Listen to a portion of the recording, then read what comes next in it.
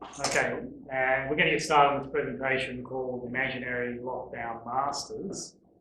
And this is the poster that I put up on Facebook. It's a dual poster.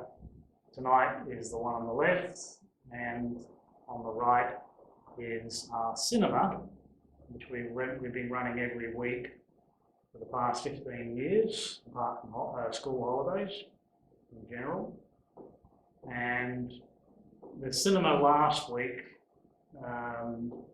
we had 3 sessions, 2, 4:30 and 7:30 p.m, so that we didn't go over the 20 guideline. Right? And total we had about 40 plus for the 3 sessions, and none of them went over 20. And the most popular one was 2 p.m, so we're going to run it again 2 p.m. tomorrow, as well as 7:30 p.m. Let's see what happens. And it's a very powerful movie which comes from the Gough people, indigenous Gough people, which are somewhere in Mexico, right? But they're isolated from almost the whole of, let's call it, civilization. And the question they're asking is, how come humans don't know about the basic laws of life? Right? And I haven't seen it yet, but the information we've used is telling us that the human race is actually a very young race, and we still haven't grown up. You know, we're not even out of mappings on the scale of things. And so it's no wonder we're having trouble finding our way. Now, in terms of imagination, the poster on the left, actually I'll share that on the screen for all our participants. Okay, for the poster on the left, Imaginary Lockdown Masters, what is the difference between imagination and reality? Right? The way we put it forward is the mind cannot tell the difference between imagination and reality. And one of the items I bring into the yoga classes is doing various things. One of them is grabbing your thumbs and doing this movement like this. Okay, what does that look like? Right. Yeah, right, yeah. And so if you use your imagination, and when you pull back, it's hard work. You know, there's resistance there. And so what happens?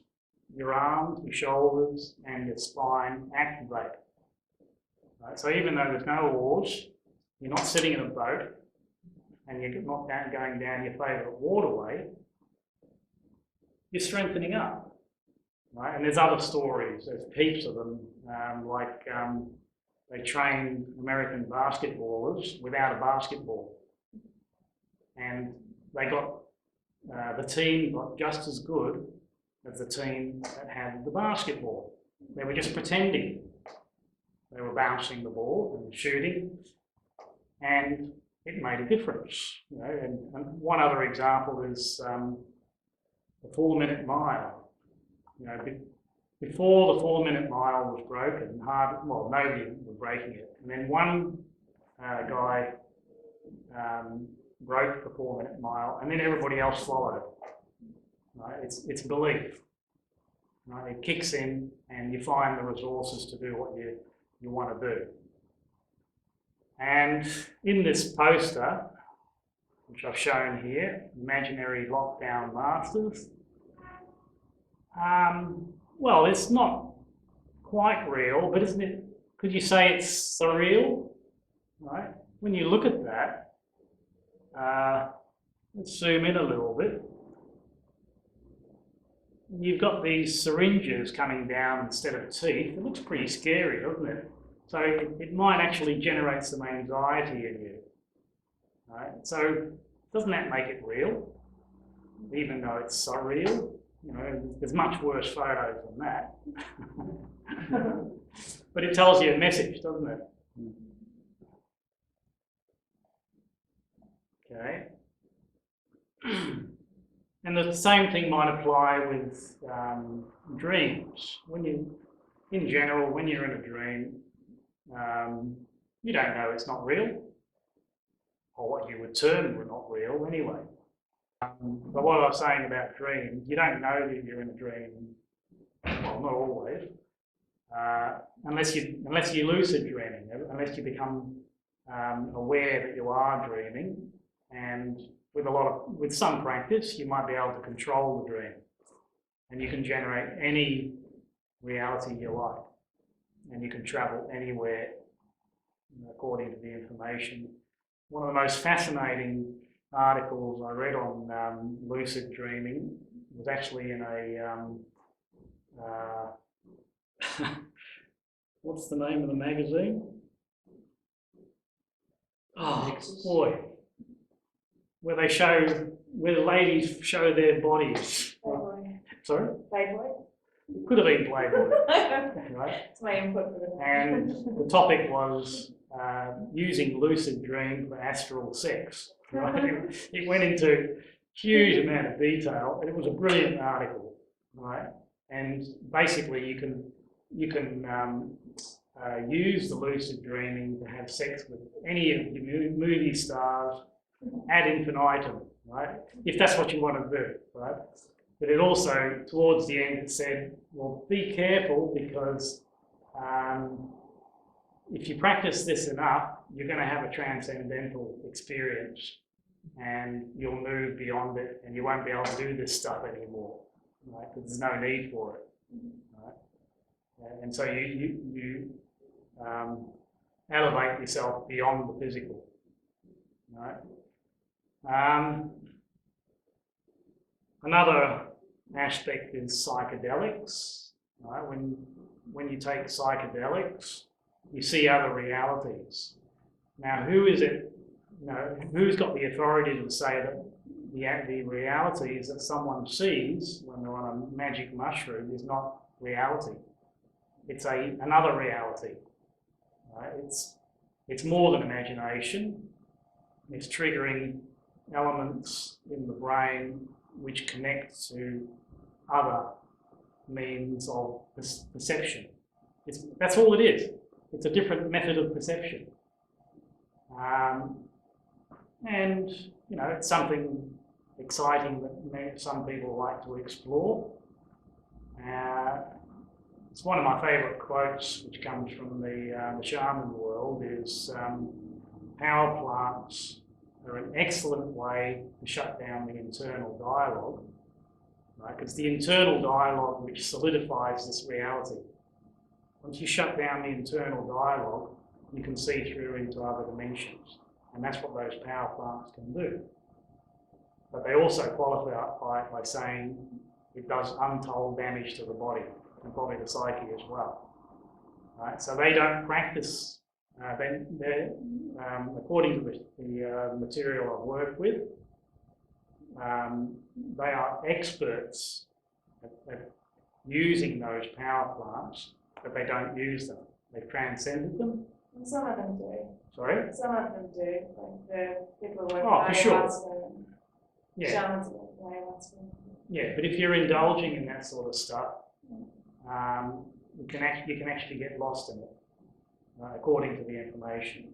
Well, you got to have the guides who know what they're doing. Yeah, and you've got to have a good reason to do it. If you're doing it recreationally, one of the dangers of that is you'll get stuck in those realities, and you won't be able to function in this reality anymore. Right? So there is a practice called magical classes, which I teach. Poster's there, you can't see it, behind the thing there, which is doing exactly that. It shuts down the internal dialogue, and it's just a series of psychophysical spiritual movements, right? And that's an alternative way. It's the safe way to get into other dimensions, right? And yoga does it as well. Tai Chi will do it. Anything which is kind of along those sort of lines.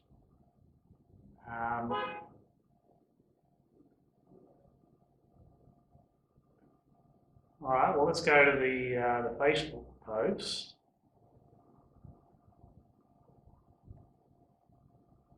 And I'll use that as a bit of an introduction to some of the content.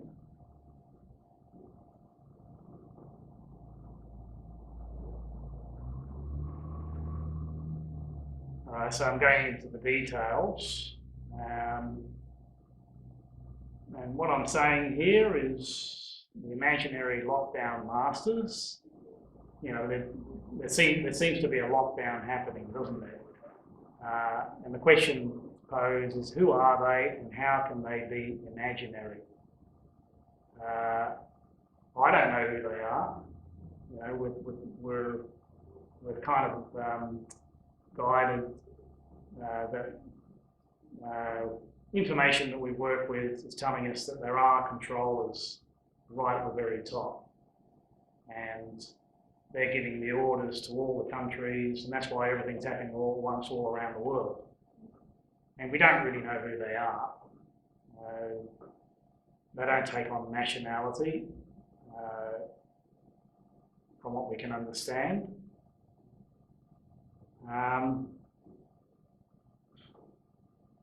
One thing I was going to say is this sort of stuff is not for everybody, right? It's more, I mentioned it before, it's more exciting to do the fight. I've got another, oh no, it's not there. No, I'll come to that later. Let's stay with this.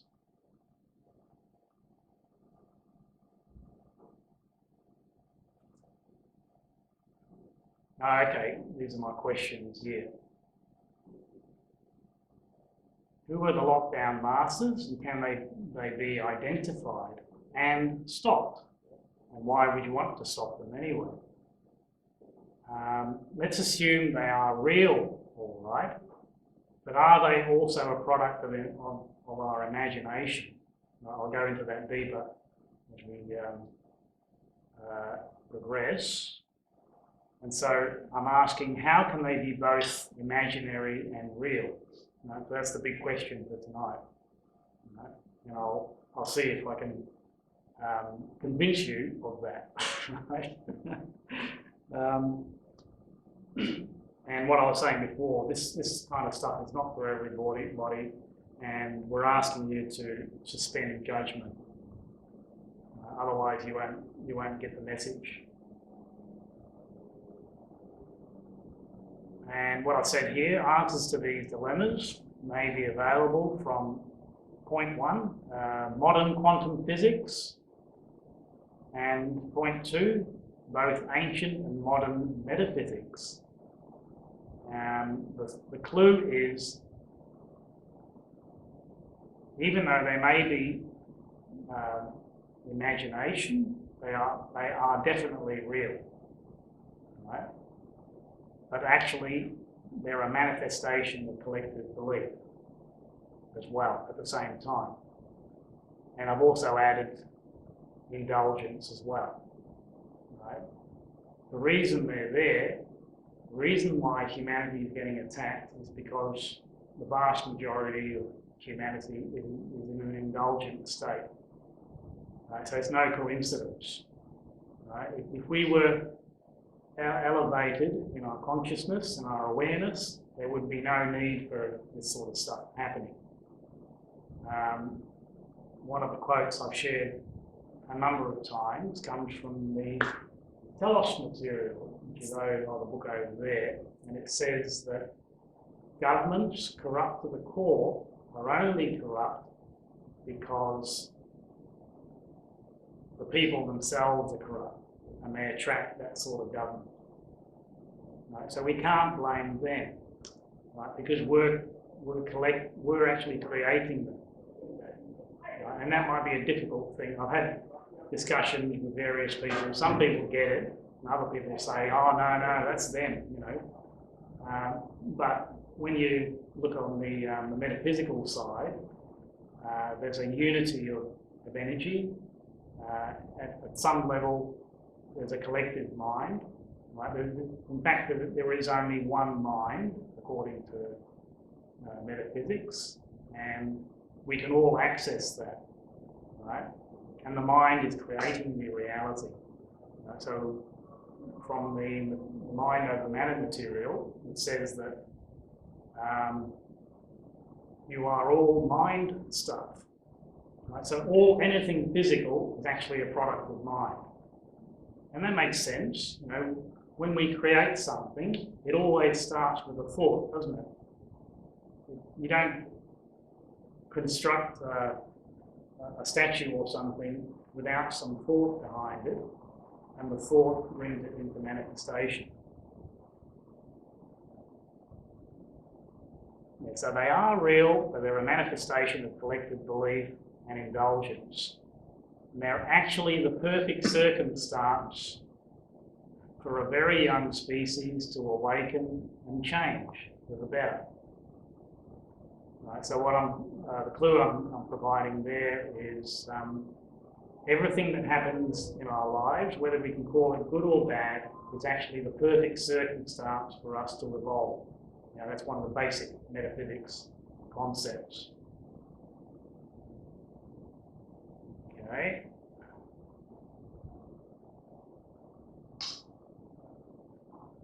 And then I'll go on to the another little guideline, which is the email that I sent out, where I've got more questions laid out.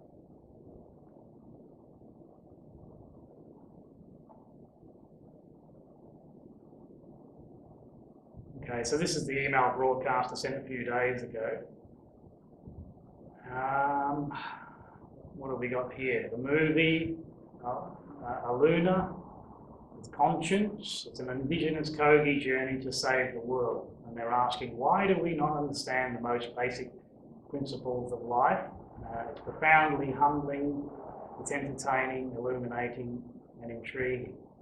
So we should have a full room, but I don't know if we will. Okay, can never guarantee it.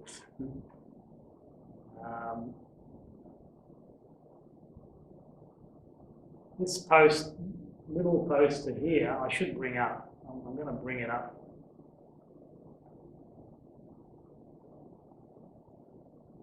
It's a pretty important one.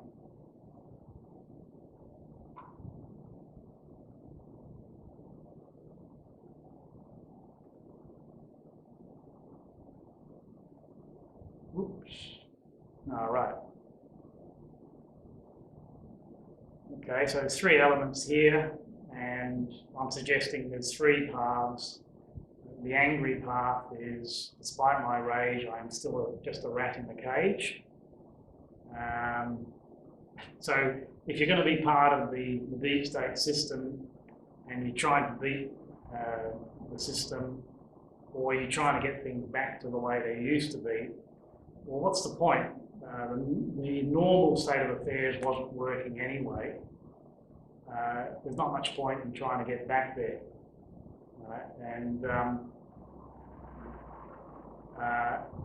if you're part of that system, you lose all your freedoms. Right?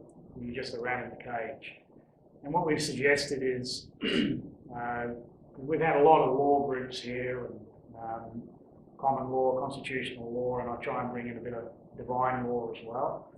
And I'm suggesting take on the middle path, which is learn the rules so you know how to break them. I found that same sort of idea in various branches of metaphysics. From the shaman and sorcerer point of view, we've actually chosen to be here in the physical, right? And that's the realm that we need to master before we can get to the spiritual. You can't bypass your physicality and get into the spiritual unless you master the way we live together. Does that make sense? Mm-hmm. Yeah. And I've also thrown in there the joy path. If you desire to sustain, find a piece of land and love it, it will love you back. And that came from a metaphysical teacher who's still around, or channels through J.Z. Knight. You know Ramtha? Okay, they've been around for a long time and started a worldwide movement. But that was back in the 1980s, and it's still continuing today. That doesn't mean you run to the hills, right? And that was one of the problems we had with our original group when we went looking for land and found some great land for doing a rural cooperative, right? Too many of the people were basing their exodus on fear. And I kept saying to them, if you're going to do this, you need to do it out of joy. If you're basing it on fear, you're running to the hills, you're going to take the fear with you, and you're going to manifest it there. And so the group had to fall apart, right? But we're still in the position to nurture the joy direction with that. Based on a lot of research that we've done, the movies, the books, and decades of work in this area, humans are supposed to be living in kind of tribal communities where everybody contributes to the whole, rather than this big city model. The big city model is insane, right? And what we have in suburbia is a divide and conquer system. And it means everybody pays rates, to some authoritarian master, and everybody pays all these enormous utility bills. You can't survive unless you're earning big bucks, right? And it's forced families to fracture. Both parents need to work in a lot of cases, and we know that mortgages have gone crazy.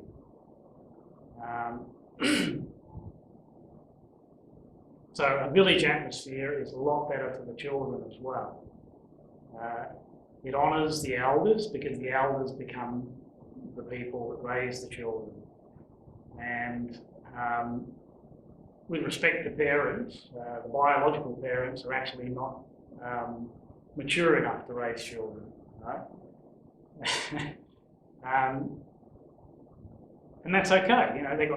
They got good, strong bodies, and they can be creative in the community.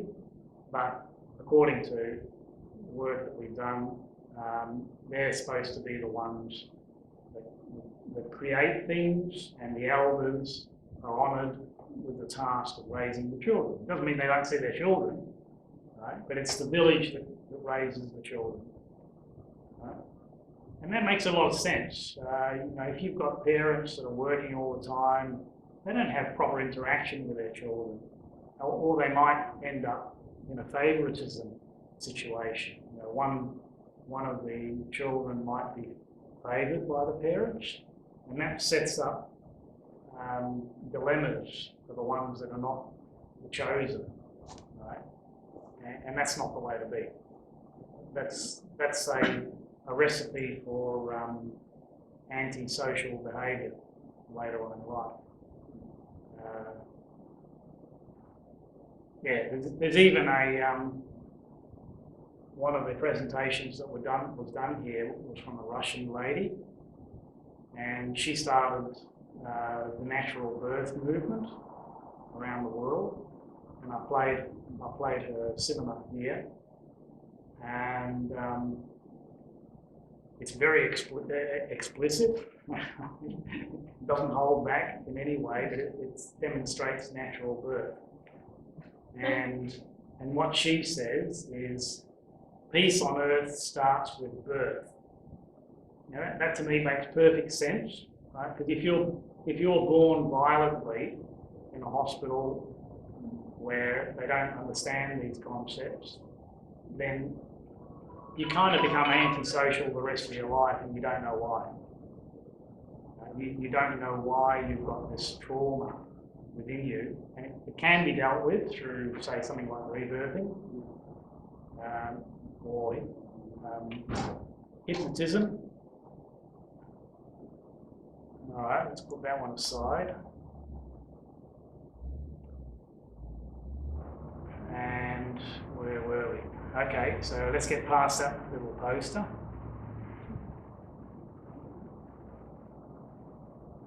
Yeah. Whether or not we consider the COVID-19 lockdown pandemic as justified or not, let's consider the statistics that are posed in the posters below. The left side is from Solutions Empowerments, and it's one of the powerful war groups in Australia.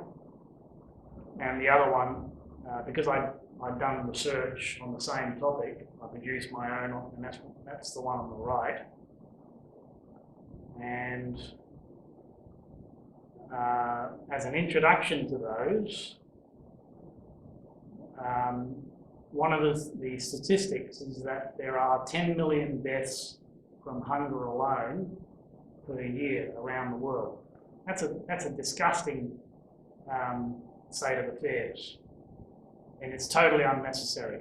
Nobody should be without food or safety. And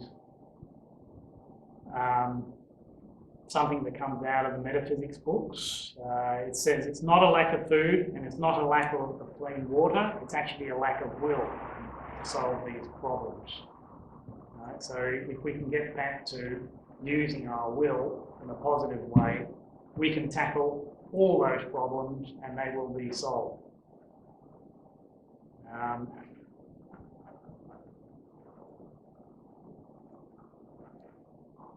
Now, these solutions empowerment people have suggested everyone in every suburb, town, country, city, each print out 100 copies of the attached flyer, that's this one on the left, laminate it, put it around your neighbourhood town, supermarket, gym, club, dentist, doctor, etc., like I did last month. That's what the guy that produced this is saying. And he's also saying it could wake up the entire country if 10,000 or 100,000 people put up 100 posters in every town and city around Australia and overseas. Maybe it's worth doing. Why don't we print out a whole bunch of these and start putting them up everywhere? And he said he watched people as they went and saw the poster, and they're going, oh! Yeah, I handed out some earlier. Sorry? I handed out some little flyers early in the piece. Okay. Some people were ripping them up in front of me, some people were throwing them away. Some, like 10% of people didn't seriously. That's right, they'll be ripped down. Yeah. Right, but at least it's making a difference for getting it out there. I'll show you a better picture of that. And so the question the poster asks is this a pandemic or a huge hoax? Is the coronavirus really so lethal? How come the hospitals are empty and on skeleton staff? And police don't wear face masks or gloves. Just about all things too. The definition of coronavirus is the common cold, and that's according to the US Medical Journal. The Australian CV deaths is 102, not thousands, and the recovery rate is 98.62%. So that's hardly a definition of a pandemic. And it goes through a few statistics comparing the number of deaths, like the road toll is 10 times higher, and we're not stopping people driving. Maybe we should. And the deaths in Australia from cancer is actually around 30,000 compared to 100. And the cure for cancer is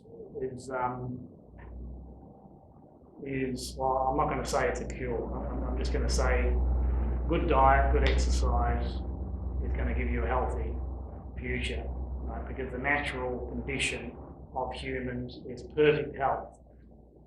Some of the metaphysics says that the human body is designed to live forever. So why does it not? Apart from diet and stress, one of the major factors is what's called the morphogenetic resonance. In other words, the collective belief of humanity right now is that we age and we die. And so that's what we take on. And so it's not going to be easy to break that. Every species has got a morphogenetic resonance. And imagine somebody else in your family is growing old, and if you don't grow old, their thoughts will actually focus on you growing old. And so it's very difficult to break that. So telepathically, they're actually forcing you to grow old. And you'd have to cut the ties, or cut something at least, in order to stop that energy coming to you, because it's not necessary.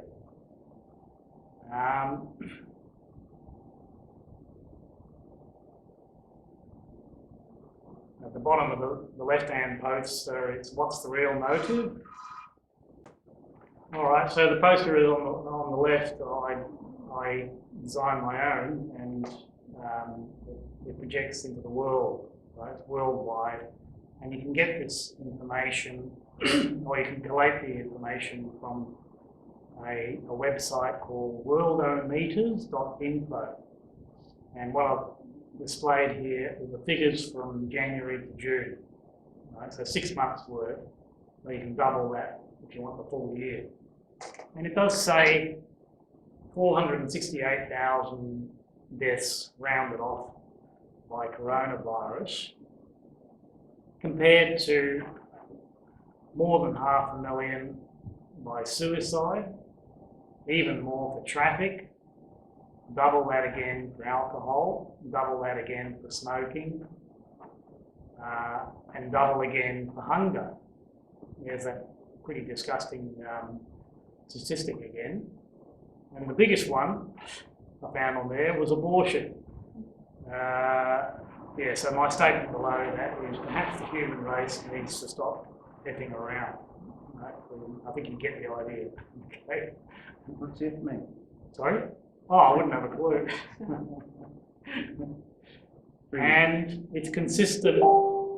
It's consistent to what I've drawn from the Castaneda books, the Shaman Saucer information, which says there are no diseases. This is Don Juan. There is only indulging. Right? So I came across that quote maybe 20, 30 years ago, and it made perfect sense to me. You've only got disease because you're indulging. Right? Once you move into the flow, there's no need for indulging, and you become a super being. But the super being is actually the natural state. Right? So why don't we head that way? Yeah. Anastasia will tell you that as well. And you can see from those figures that the human race is extremely indulgent. I don't think there's any disagreement with that. It also means it's very sick as a result.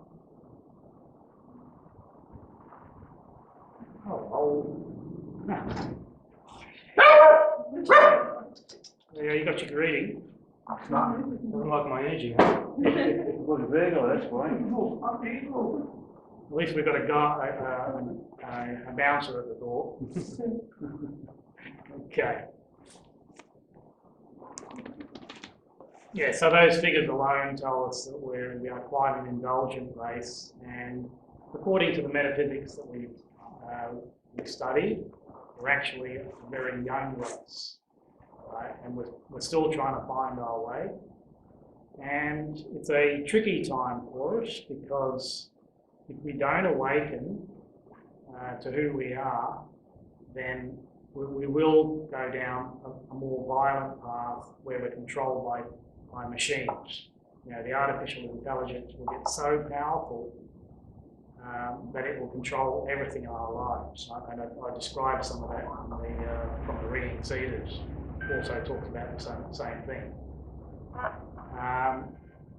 The source of that information is the very latest Conversation with God book. There were 3 books in the 1990s, and book number 4 was published in 2017, and it was a total surprise from the author, He didn't know he was going to be doing any more channeling. He hadn't channeled for 10 years. And this new book appeared. And he asked, you know, he's having a conversation with a higher aspect of himself or whatever. Maybe it's the collective mind or whatever. And the question he asked is, why are you coming to us now? And the answer was, actually, you're coming to me. There's enough of you on the planet which is saying, we're in a mess, we need some help, right? And so the energy reappeared in 2017. And we've done study groups on these. You know, we started the study groups before Magpie House in our home in Olinda in the year 2000. And that was a great journey. And we did the study of book number 4 over the last couple of years. Right? And it's kind of hard to get people tied down to that. It's from what I can see, it's the most powerful information, the clearest message from divinity ever going to humanity. What did you say was called? Sorry? What was it called? It's the Conversation with God book series. Oh, Yeah, book 1, 2, and 3 are personal, global, and universal issues. Book 4, which was only 3 years ago, is called Awaken the Species.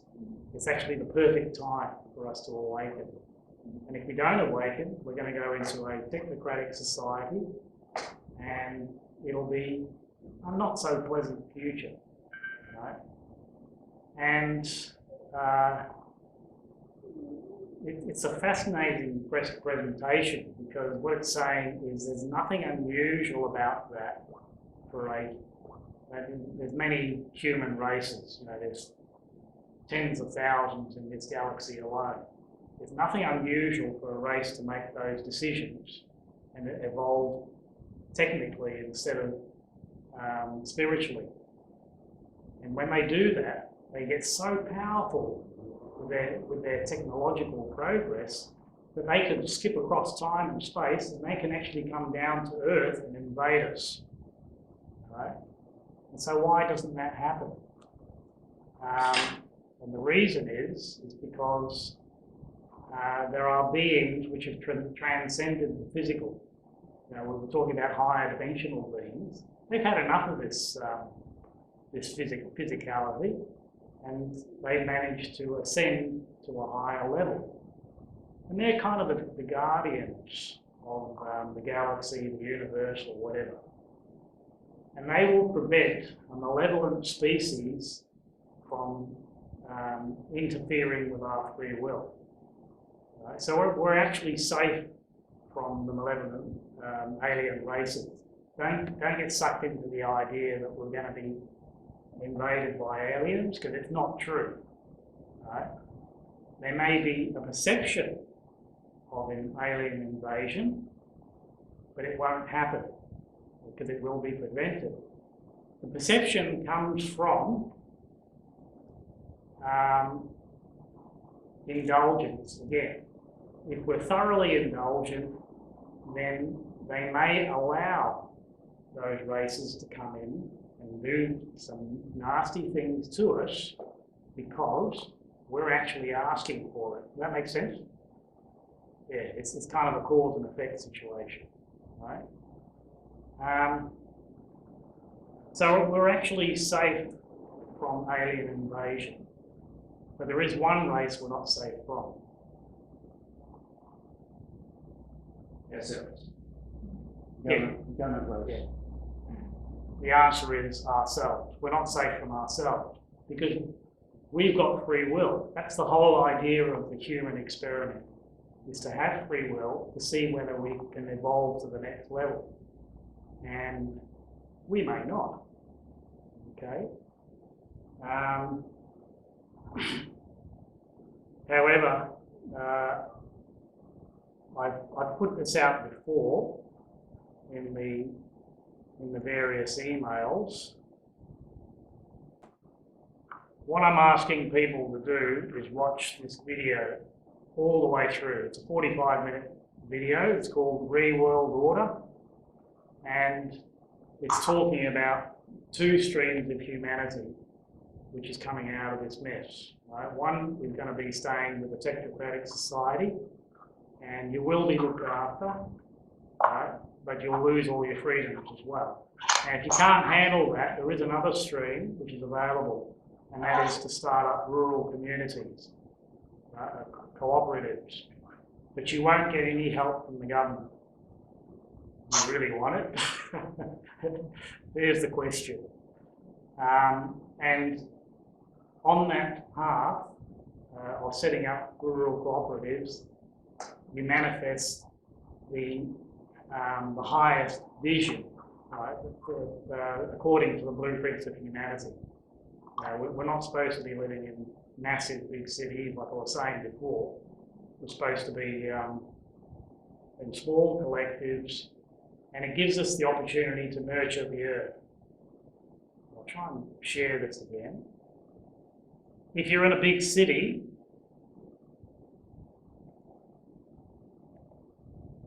where does the food come from? It doesn't come from your own garden plot. You know, there might be some, but it comes in trucks, right? Every day. A big city has only got a few days' food supply, and that should be a cause for concern already, right? If the trucks stop operating, the food will disappear, just like the toilet paper did in the panic a couple of months ago. However,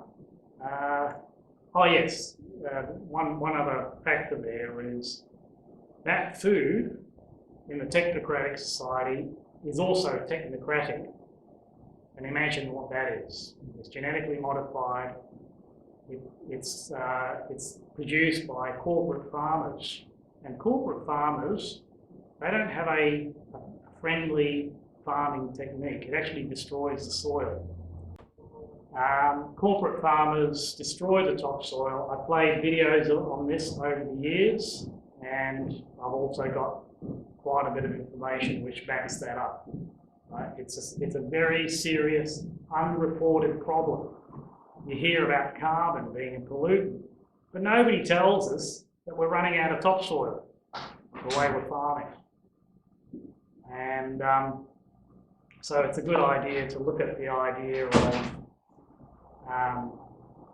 getting into the rural cooperatives.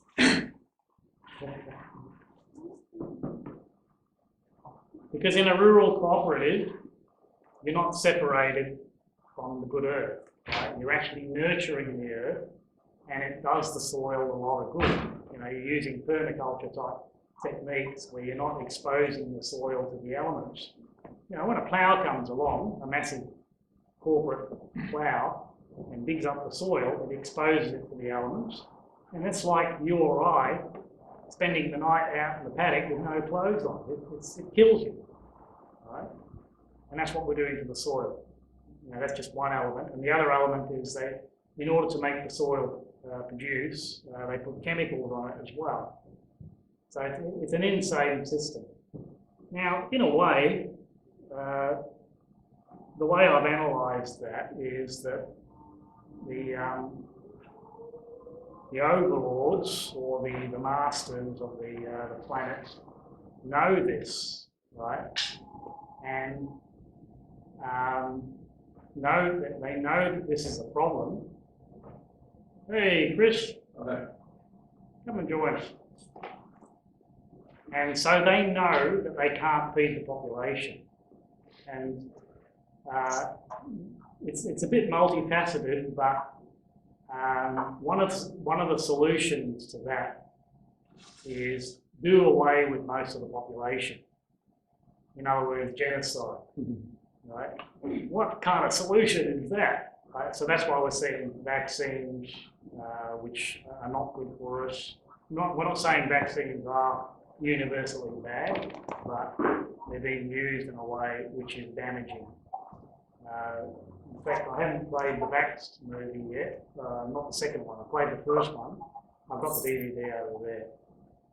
And it's pretty disgusting what's going on. So for multiple reasons, there's a depopulation agenda happening, which is becoming more and more obvious. And in a way, we can say that the lockdown is actually doing us a favour.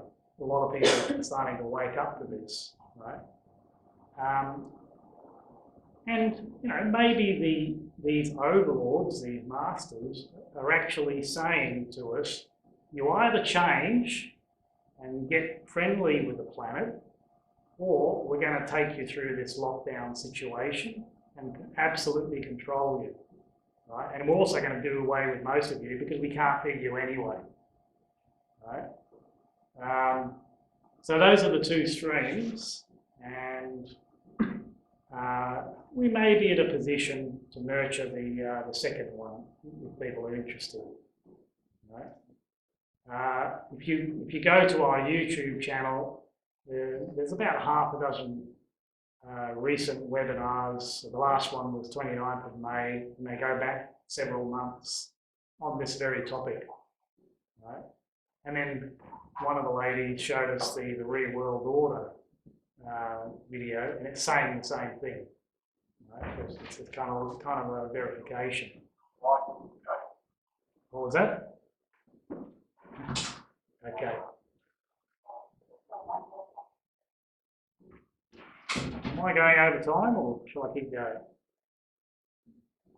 Because I have a bunch of questions here, and it relates to stuff that I've already spoken about, but I'll just quickly go through them. Who are the lockdown masters? Can they be identified and stopped? And I don't know who they are. I haven't met them personally, but we've shown a lot of the information. A lot of the movies we show a lot of the timelines, or the bloodlines, let's say. And there's one particular one which I can't remember the name of it. Something of power. Anyway, it's bloodlines, and it gives you some pretty good clues. Anyway, so number two, let's assume they are real, all right, but are they also a product of imagination? And point three is, how can they be both imaginary and real at the same time? Is it because the mind cannot tell the difference between imagination and reality? And point five is, doesn't quantum physics say all is mind, the universe is mental? It's a kind of a poetic quote, but it seems to make sense. Or another quote from the physicists is, physicists are being forced to admit that the universe is a mental construction. They're saying the same thing. There's a host of others. Mind over matter tells us we are all mind stuff. We're actually a product of mind, and we covered some of that previously.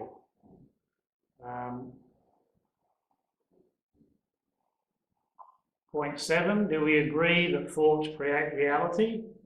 Anybody disagree? No? Okay. It's pretty obvious, isn't it? Should be obvious to us by now.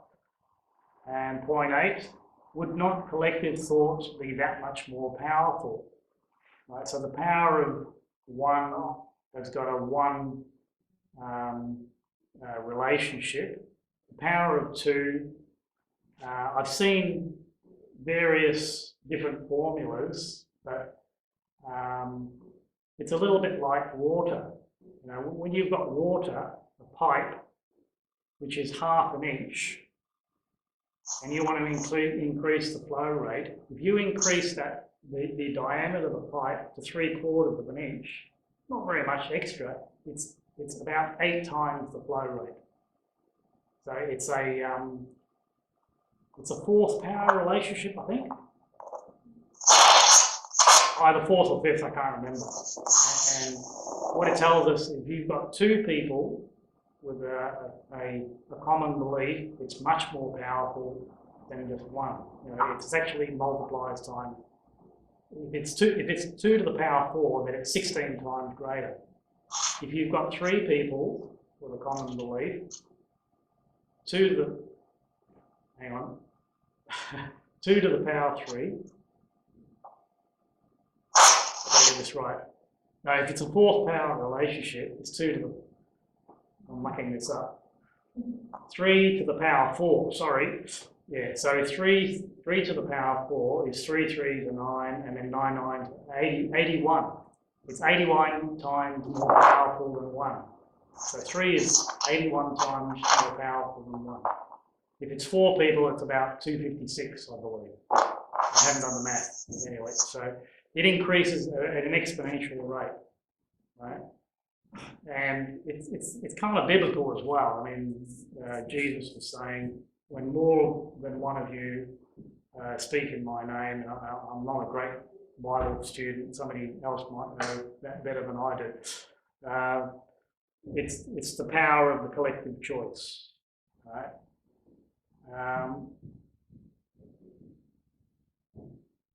And then some quotes from that.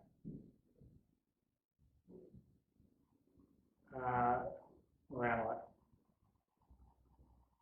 A quote to consider is that imagination works both ways. In other words, of the past, we hold memories, and they are images.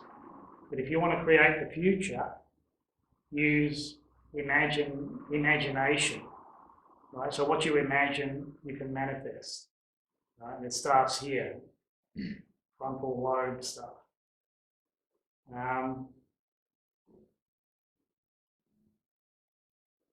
Another one is thoughts create reality. If you create something you don't like, don't give it a second thought.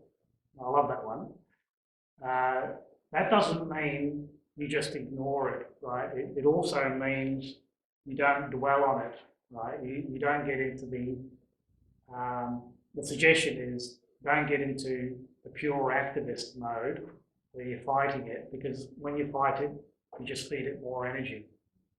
Right, so it's more advantageous to acknowledge it because it's in your life. For some reason, it's popped up, and it's like a message to you. Why are these bad things happening? Why am I aware of them? You know, even if it's not happening to me, why am I aware of all these bad things happening outside of myself? And the answer, according to metaphysics, is that some very deep state we've actually manifested it, right? And if anybody's familiar with the Ho'oponopono Hawaiian method of healing, when you heal something, even if it's outside of yourself, when you heal it outside of yourself, you heal it for everyone, right? But you have to go very, very deep to do that, right? And the big example of Dr. Liu from Hawaii, who is a psychologist, an indigenous national from Hawaii, he managed to heal all the inmates of a mental asylum, or the criminals, the worst criminals in Hawaii. He healed them all, and he didn't even meet one of them. He just went within, and he asked within, why have I created this disharmony outside of myself? And he was so successful they had to shut down the facility. You can look it up online, the Ho'oponopono method, right? Don't take it from me, okay?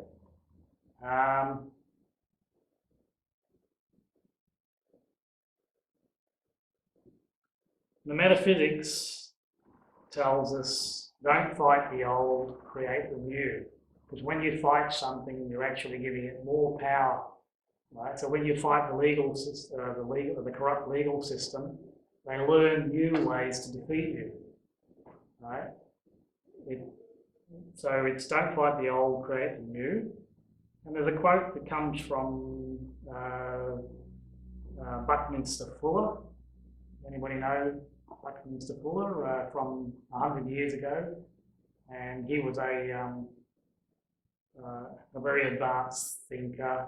I can't quite classify him, but he says, you never change things by fighting the existing reality.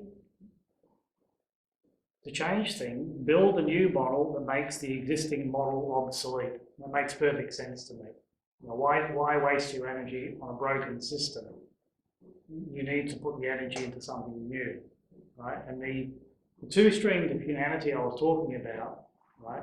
If enough of us start setting up these rural cooperatives, then it will have a multiplying effect, right? And they'll start manifesting around the world.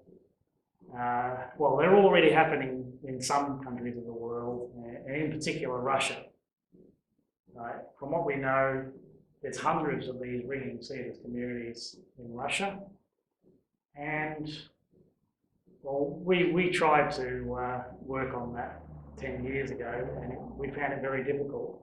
And I think the reason might have been in Russia, the life in the city is not so good.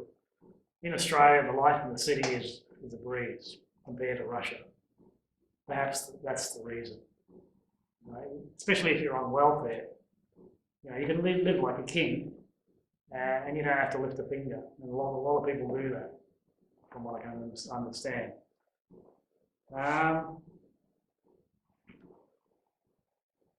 Yeah, you don't want to just ignore the. Okay, see ya. You don't want to ignore the dark agendas, right? You need to acknowledge them and maybe meditate on them if you wish to see if you can heal them. And the metaphysics says that a see no evil, hear no evil, speak no evil method does not work. You have to know what it is you want to change. Right? So we need to get together in these types of forums and discuss how we would like things to be. Right? You just can't bury your head in the sand and expect it to get better. And one of the quotes from the Conversations material is, only when you say, I did this, can you find the power to change it. At some level, you have all created what you call bad. Right? Maybe at a very deep level. And so the only way to change it is to acknowledge that you have been helping to manifest it at a very deep level. Something deep in the psyche is not quite unified, not in the unity of existence.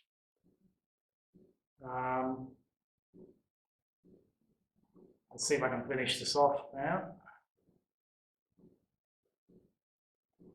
Yeah, it goes further. In calling the bad things bad, you call yourself bad since you created them. And that's consistent, seems to be consistent with the law of attraction. Right? If something like that is in your life, it's because you attracted it, manifested it, and you can change that.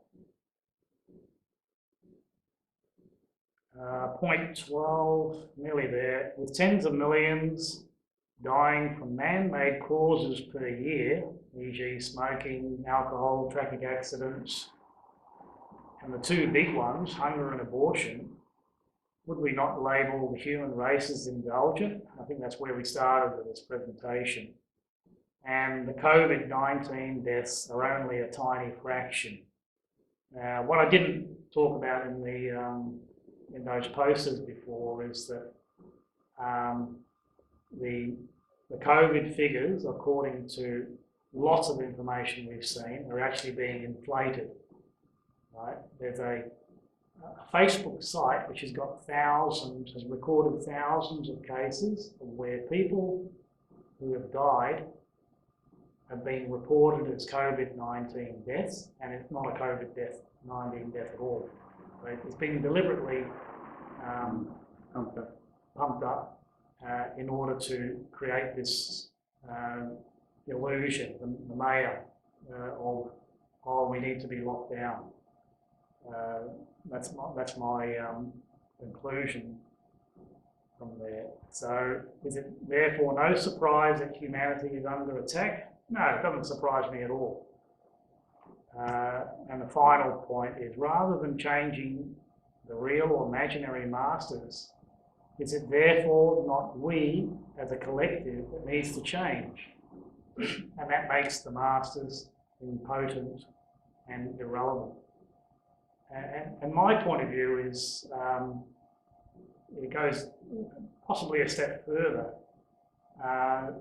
The masters who are locking us down would probably be happy with that situation.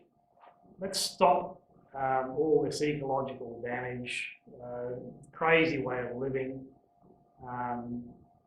isolated from each other, where we fracture our families and all this sort of thing, and get back to one of the blueprints of humanity. And we've got plenty of examples we can follow.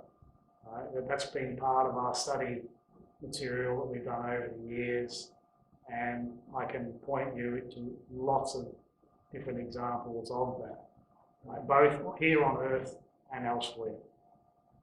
Okay? And so if you get a chance, watch Real World Order, just look it up on YouTube, or go to the link if you get the email.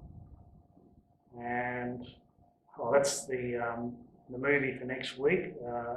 It's about human and artificial intelligence, following Saturday. So let's go opposite. But it's also a quite a engaging, moving, uplifting movie. It's about a human that beats the artificial intelligence. Yeah. And that's last week's movie of Man. And I'm going to stop yakking now. I think I've had enough to say. I'd like to hear from somebody else, please. Well, I think the final point was... Sorry? The final point you made, that final question, really just summed it up.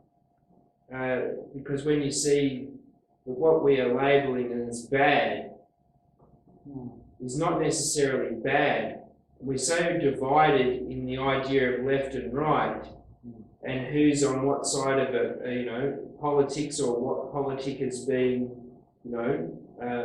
projected. When you really actually see there's good sides in both, and these masters who you're so-called referring to, we can label them, we can try and give them names, but there really is no point. Well, there can be if you want to start then pointing the finger again. But I think it was lovely how you said, well, maybe I don't know who they are, what does it really matter? And wouldn't they be happy, these controllers? I think that's really the point. Because give them the freedom as well. Like who's the parasite here? You know what I mean? I know what you're saying, yeah. Yeah, they're doing us a favour, right? So, if you don't see it that way. So, that sense of responsibility, like the little caption you gave us earlier about, loving the earth and it'll love you back. And really, what is the purpose of our being? And really, it's that sympathetic nature, but we're losing that as a species. Yeah, if we're not careful, yeah. So, that last question you said, we really just, well, I don't know, I could go home just after that, because it's just, you said it so succinctly and beautifully. It was just, Okay. yeah, it just made a hell of a lot of sense to me. All right. Well, thanks for that. Yeah, one of the posts that I came across on Facebook, it's further down. This is in the thick of the lockdown, and it says nothing should go back to normal. Normal wasn't working. If we go back to the way things were, we will have lost the lesson. May we rise up and do better. That sums it up too, doesn't it? We've got to change, right? Otherwise, we're going to continue to be locked down, and we're going to continue to be attacked. Yes. And the point of view I gave is let's use one of the most powerful ways of manifesting, and that's gratitude. Let's be grateful to these masters. Right? If they're creating this artificial situation of locking us down, they're giving us a message. Let's learn some respect and some gratitude. Yeah. Hello. Is it all right to talk? I haven't cut to one. Yeah, come a little bit closer so we can hear. But a lot of the population, I don't know how to put it, a certain percentage of the population in the lockdown areas think that it's great. They're doing us a favour, they're keeping us safe. So a certain percentage think like that. They don't see any alarm or, oh, is this fake? Do you know what I mean? You'll have a set percentage that are locked in. They just think the government are helping us, they're keeping us safe, this is for our benefit.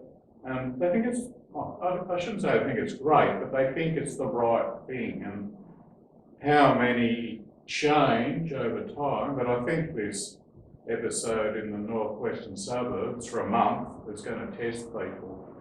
And hopefully some of them will start saying, hey, you know, the police are savage on us, and the government with their hotel fiasco. It's like a Monty Python. It is. That's and hopefully people realise that it looks like the government have got their own, and they try to hide and duck and I wasn't responsible, and anyway, that's about all. No, it's beautiful because we were having this discussion, Melissa and I, that the whole roll over and die attitude, where the roll over and die attitude, whereby it's really what you're saying, most people don't think there's anything wrong. And so there is nothing wrong for those people because they're not prepared to learn from their own mistakes or anyone else's. So that's, just roll over and die. It's easier that way. So, you know, the evolution is not really happening. So that's okay. There's nothing wrong with that. But yeah, when people do say, well, hang on, this is not right, what's going on here, that's when the questions start to come. Yeah, a lot of the population, I think what you're trying to say, they're believing the illusions that are being portrayed, and that's a very effective way to control people. Yeah, they don't even realise. But that's essentially the whole point of the lockdown, get rid of the people. So most people are happy just to roll over and die. Oh, boy, that's scary. I don't think they see it that way. Subconsciously they are though, because they're believing the hoax. Yes, yeah, that's right. So for them there's no alternative. Yeah, they get, it's just happened and the disease is out there, and someone else thinks that we should let it all out, the disease, and he said, Darryl O'Brien said on radio, a month ago, 28th of May, he was on a local radio talking about the lockdown and all that, and he says it's been proven over and over again, if you let people, it's like the measles and that in the 60s and that, they just let it go, and I had it, and you get chicken pox and you're sick for 10 days and you get better, and he thinks that after 3 weeks we'd deal with this and we'd be through it. But he says by hiding people away, you're just extending the time period. Well, one of the facts that was presented to me was that this particular COVID situation, I mean, initially some people said, is it real, is it not real in terms of the virus or bacteria or disease or whatever they want to label it as. Let's assume it is real, then you'd also have to assume that it was a projection of some kind, whether it be a mind projection or a deliberate act. But it was already projected that hundreds of millions would be dead by now, and that's simply not the case. So already what we are seeing is the collective mind, is, as you said, oh, maybe they don't really want to roll over and die. So, but it was, I think it's more to what George has said, maybe there's only a few people around the planet that are providing the impetus for such a dramatic change in the predicted result. The predicted result was that it was going to be hundreds of millions, and it's only a few thousand.